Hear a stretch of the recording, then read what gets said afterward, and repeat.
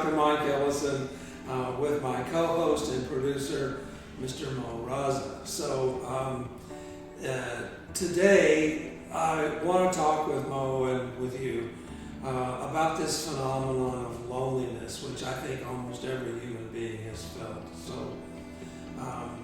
So Mo, when I was reading the other day about some neurobiology or brain biology of loneliness, a study came out done by a guy named Spreng, S-P-R-E-N-G, for those of you who are trying to follow. He's a researcher, and he looked at the neurobiology of loneliness. So he looked across a number of studies, what we call a meta-analysis, and they ended up looking at a total number of people of 38,000 brains. Of that number, 13% described themselves as being lonely, which is pretty high number, right? 13%. That's 1 out of every 8 persons. So when you take that percentage, it doesn't sound like much, and convert that into the people that we know, 1 out of every 8 persons that we see in the classroom, at work, driving on the street, saying hello in church, whatever, 1 out of every 8 would be, according to this analysis, they would describe themselves as lonely. So he looked at the brain changes in loneliness. One of his chief findings was and so I'm going to go into a little bit of neurobiology to kind of explain what he's talking about. So in the human brain, we have something, it goes by a goofy name, it's called the default mode network. Okay? These are located in the middle of the brain. Okay, so they're what we call midline structures, some on the left hemisphere, some on the right. And what the default mode network does, we think, is that it places us in time. So if we're thinking about, good times in the past, it's the default mode network that's bringing that back to us. If we're thinking about ourselves in the future, right, it's the default mode network allows us to contemplate what we're going to do in the future. So the basketball star who's at the free throw line, the crowd is roaring. Right. He or she is thinking, okay, I'm just going to take it easy, breathe slow and deep, make sure my technique is right, see the ball going right into the hoop. Doing that visualization, that kind of internal planning, that's all default mode network. Okay?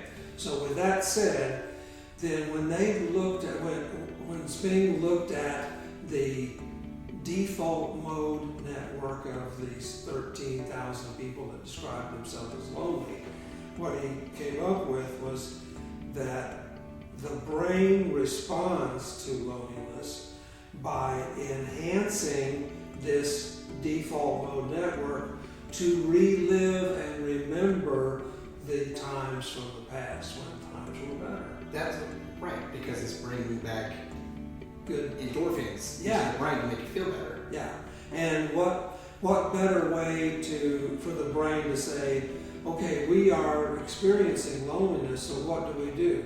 We go back in time to remember when we had interactions, and those interactions were fun and pleasant. We felt like we belonged.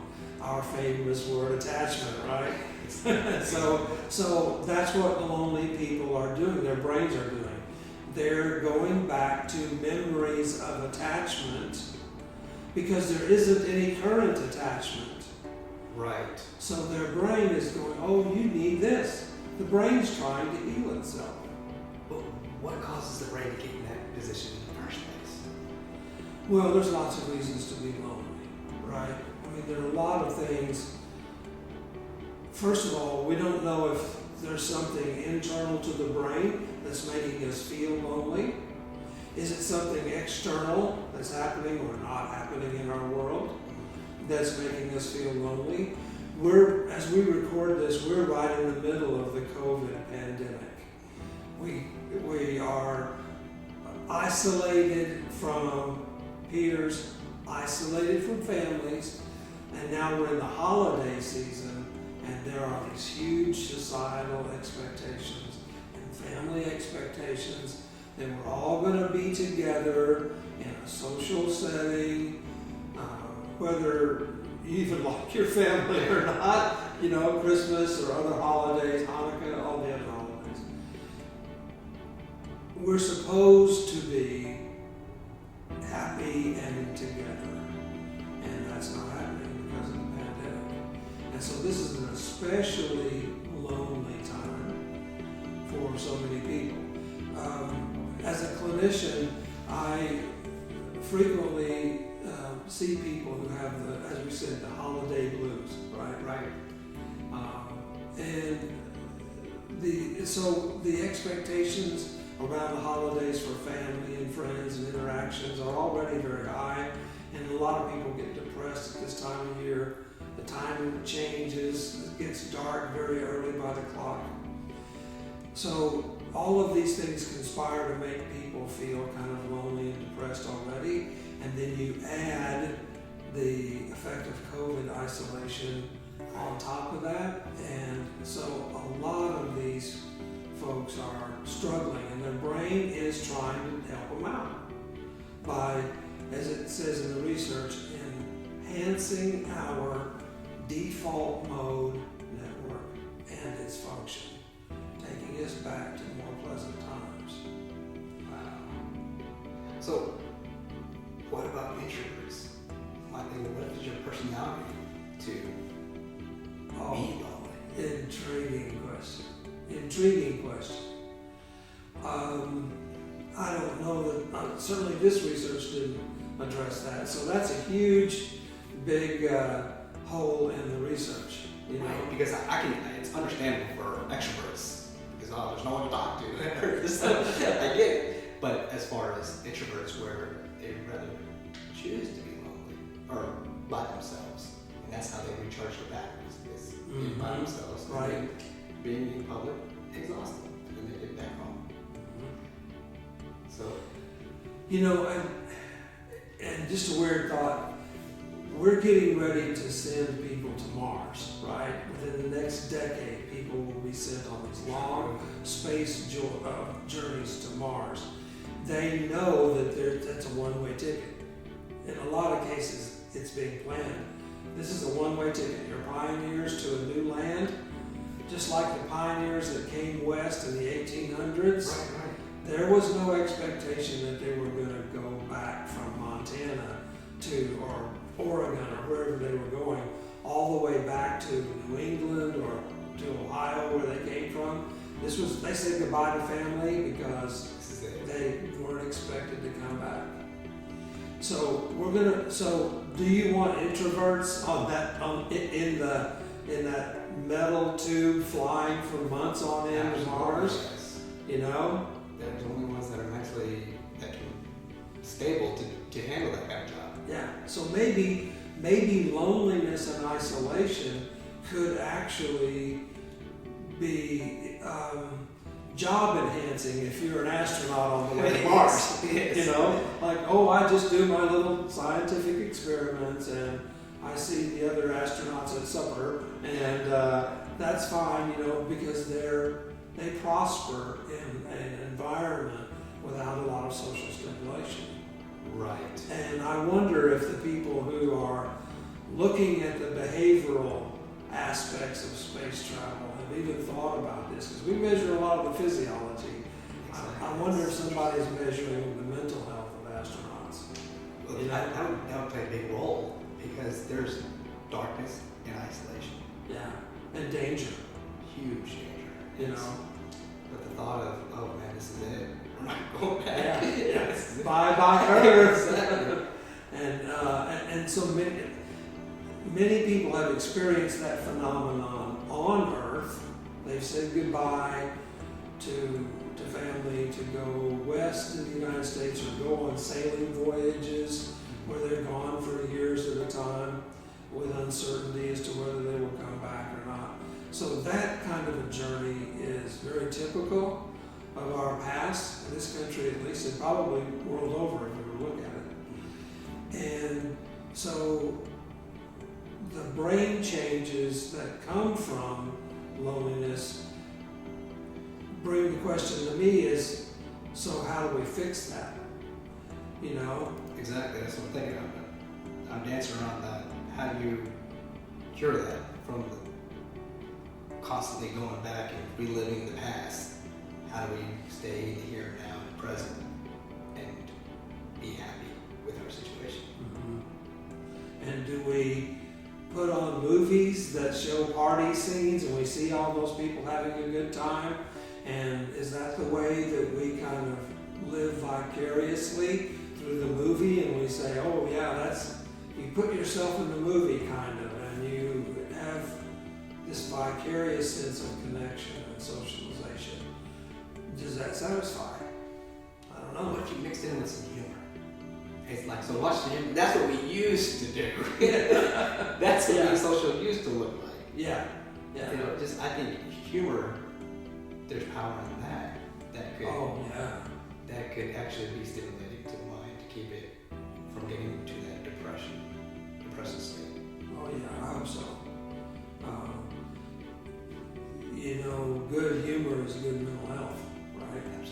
It's power in laughing.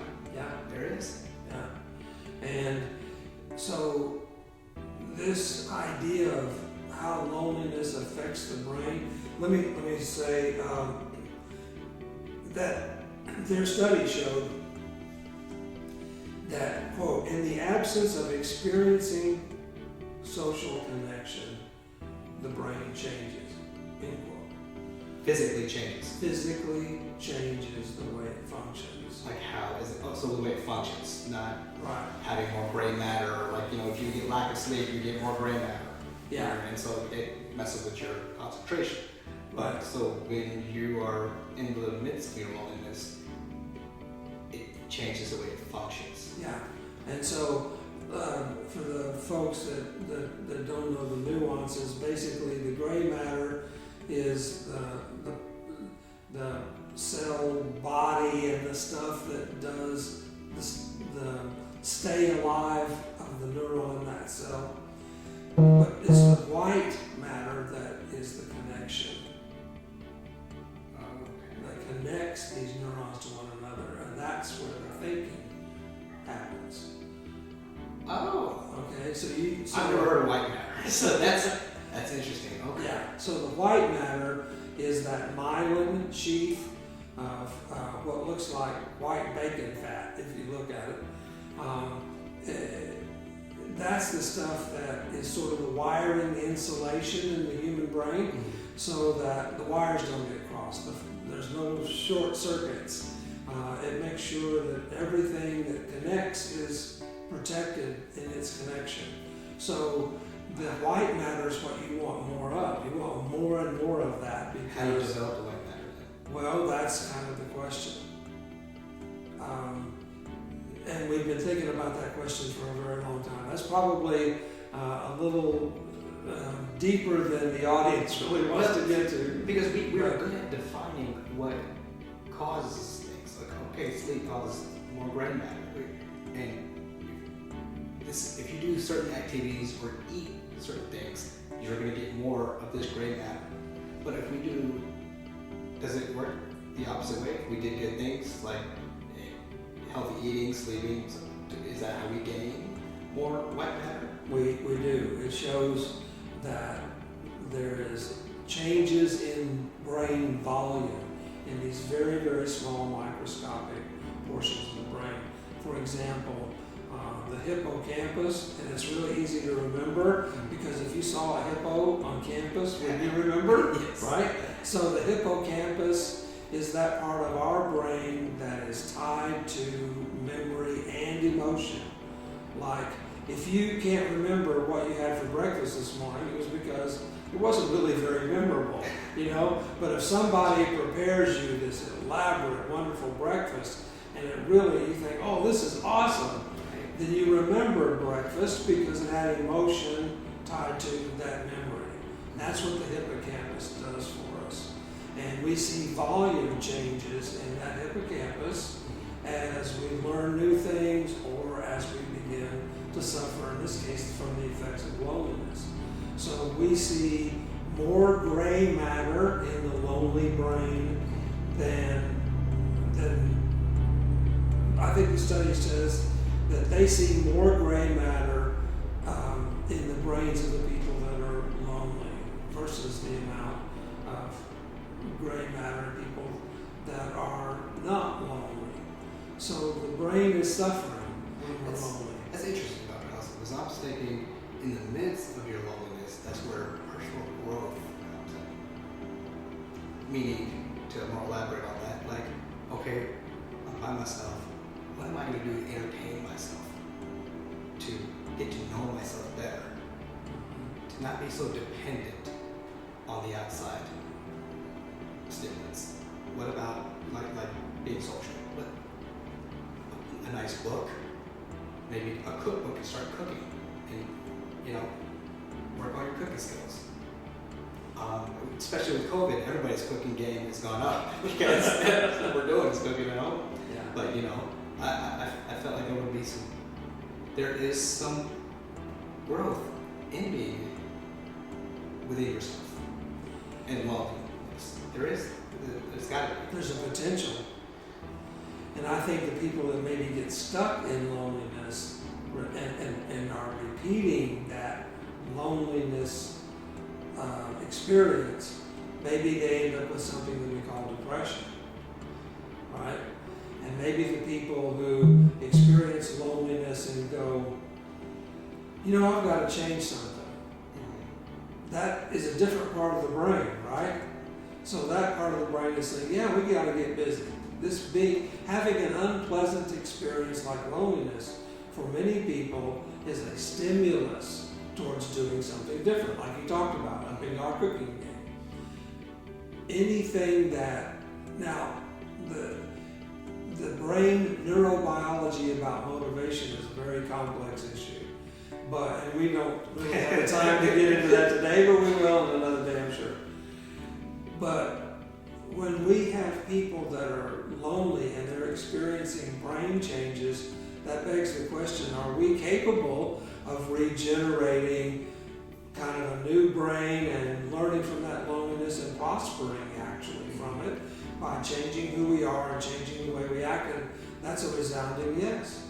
When we change the brain, when we learn something new, hippocampus volume increases. White matter increases. Yeah. And so when we have people in therapy who receive therapy, after therapy, their hippocampus volume has increased. If the therapy has been effective, right? So at some distant time in the future, we're going to be measuring how effective interpersonal therapy is by, did the patient's brain volume just increase? We'll have instant feedback about how our interaction worked.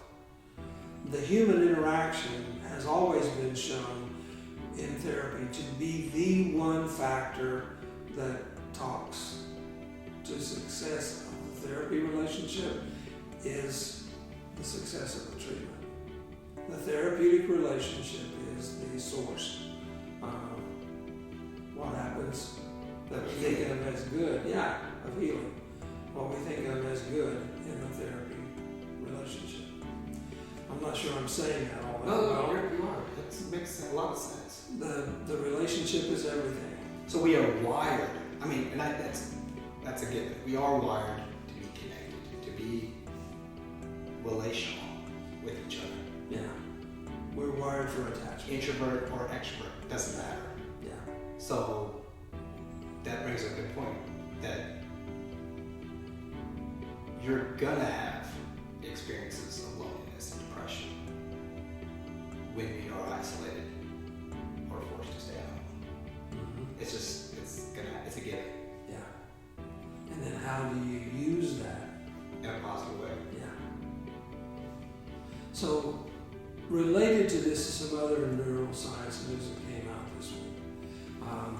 So one of the things was there was a study out of Japan that talked about the incidence of suicide. And apparently, and we know that suicide is a problematic issue worldwide. We have experienced in our own country, for example, that veterans like yourself who have returned from combat have a much higher suicide rate. There are now more casualties due to suicide in our veterans than were casualties in war. And so the Japanese study looked at the number of suicides compared to the rate of COVID study, COVID infection in their country, and the studies showed that in 1 month, and I'll get my figures straight here, in October there were 2,150 suicides in Japan, most of them female, and that was more than the entire number of COVID deaths that they've had in 2020. So they're losing people to suicide much more so than tragic. Yeah, and so we don't know very much about the neurobiology of suicide because we don't get to study people right before they commit suicide. You wouldn't do that anyway. But you just can't find that information very easily. No, how would you grab that data? Yeah. Really? That is an ongoing fight that we've been fighting around worldwide. Yeah. Suicide. Yeah. I don't know that we have, as a world community, an understanding and appreciation for why people choose to end their life. When I look at nature, I don't see large numbers of animals of any sort committing suicide. Look at animals. They're only stressed for that 30 seconds because they're about to get eaten up by a lion. Think of a gazelle. It's only stressed for that moment, and then it's back to hunky-dory. Let's find some grass to graze on. Right? But if you think at the human level, we got traffic, stress of traffic. You got stress of work, economic status. You got, there's a world of stress. And in my opinion, I'm not a professional, but I think it starts with suicide ideation. And the idea of suicide, gosh, I don't need to be here. I'm worthless because I've got nothing to put out there. What am I doing here? Yeah. I'm not useful. I have no purpose. I need to end this. And I think that's where it starts. But they still live and they do their daily routine, and then now they're living with that suicide ideation. But the more stress that comes on and how life is not going their way, suicide starts looking really good. Mm-hmm. Wouldn't you say? I think that's a very good description. That's kind of like the pattern of how it all starts and ends. Yeah, as a clinician, I don't see people walking into the counseling room and saying, everything in my life is going great, but I've decided I'm going to commit suicide. Never have seen that. What I see, on the other hand, makes a lot more sense, is people basically come into the counseling room and say, I have no purpose, I have no meaning in life, this is horrible, I just want it to end, I just want this misery to end, and if nobody else will do it, then I guess I will have to do it myself. So they're just hurting people. They're in pain. Yeah. Most people don't contemplate suicide. The ones who do, and I think almost everybody has at some point in their life. And I think our psychology, our philosophy, our religion is hard to, none of those fields really offer a good explanation for why we have these intense feelings that we need to end our life because of the things we are thinking and feeling. Or our expectations. That too. Expectations, I believe, it has a big role. Imagine those people that go out to school and are having the most difficult time finding a job. Like, what am I here to do for me? Mm-hmm. You know, or those people that spend years in their, crafting their art and it's still gotten nowhere. But they're being persistent and trying, but it's just like, it's been 10 years, when's my big break? Yeah. And yet there are people who live really difficult lives who will look you square in the face and say, oh no, I've never contemplated suicide. That wouldn't be right for me. Because it's the embarrassment though. Like, well, it could be a lot of things. It could be that. But for some people, it just never occurs to them. So why does it occur to some people and not occur to other people? It's an intriguing idea to me to think about that. Is there a difference in the brain structure between people who contemplate suicide and who don't? This study on loneliness that we looked at and the Japanese data that we just talked about could maybe be married up in some fashion and to think when your brain changes so much due to loneliness or isolation, that maybe those parts of our brain that keep us healthy and not thinking about suicide are parts of the brain that suffer the most. it physically changed. Yeah, and they no longer can draw upon those happy memories of times more social. When they fit in, they belonged, they were attached, they were happy. What if we can't remember those because our brain has changed? We blocked it all. And we've lost it somehow. And we can't remember those things. I know you and I have both lost people to suicide, loved ones that we've had, people that we've known, clients that we've had. In my classes, I teach counseling students. You are going to lose people in your care. It's a tough pill to swallow. Yeah. And I prepare one for that. well, I don't know. I mean, my friends that teach at the medical school will tell you they walk in and tell their classes of medical students, physicians end up killing people. Not intentionally, but by mistake or human error.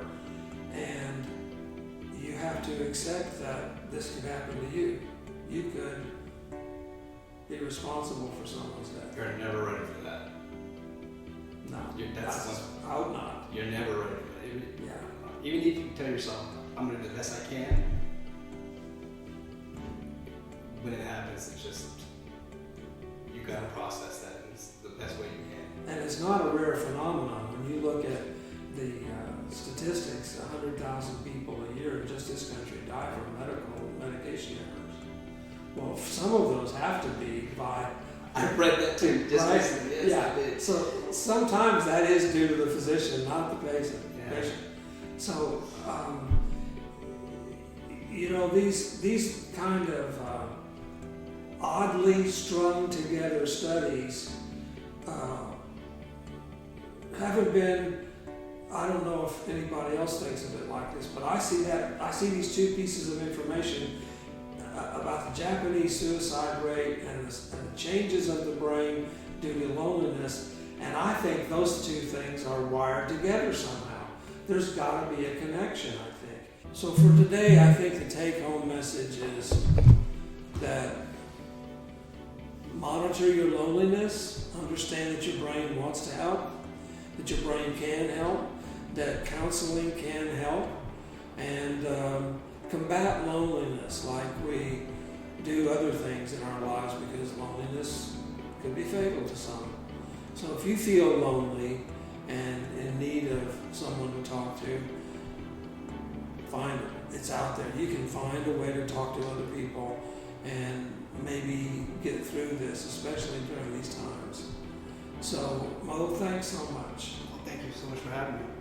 So stay tuned. There's going to be more to come. And Your Mind Matters.